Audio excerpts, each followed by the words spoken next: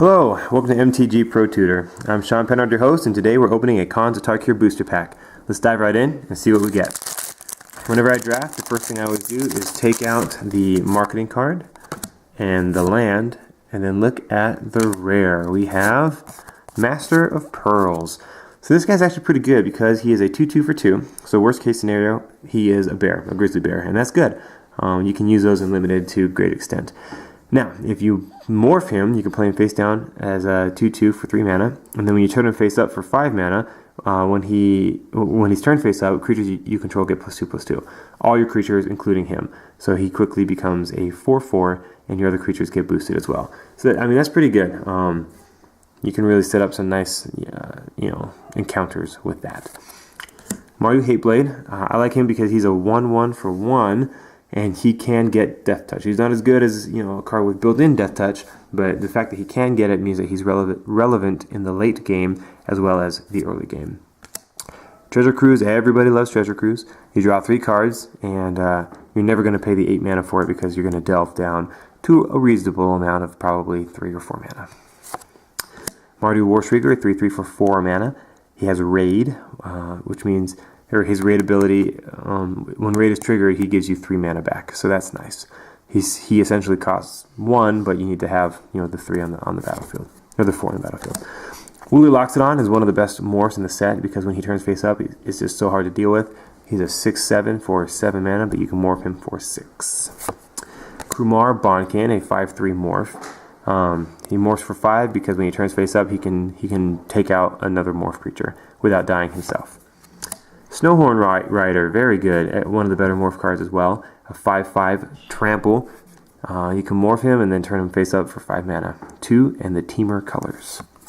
Siegecraft, not a fan of. All it does is just make your creature into a really hard to get through wall, which I'm not saying is not relevant, but I think you can do a little bit better with your deck by including a creature with maybe evasion to blank this card. Teamer Banner, I like playing morphs. I've not drafted a banner yet and have not felt sorry.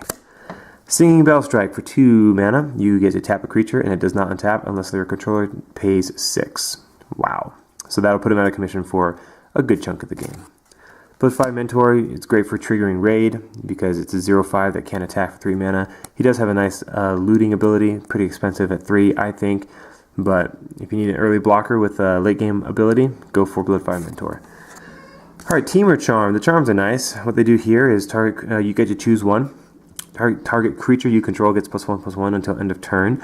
It fights target creature you don't control. Counter target spell unless its controller pays 3.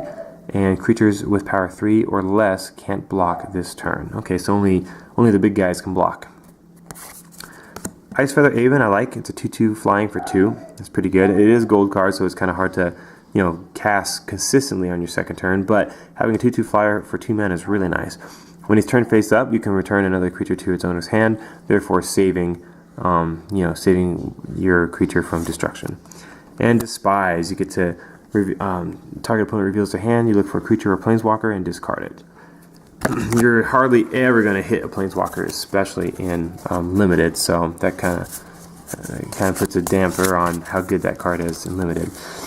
I like Master of Pearls. I like Ice Feather Aven. Between the two, I think I would go with the Ice Feather Aven, just because the two. They both have their pros and cons. 2/2 for 2, 2/2 flying for 2 is really good.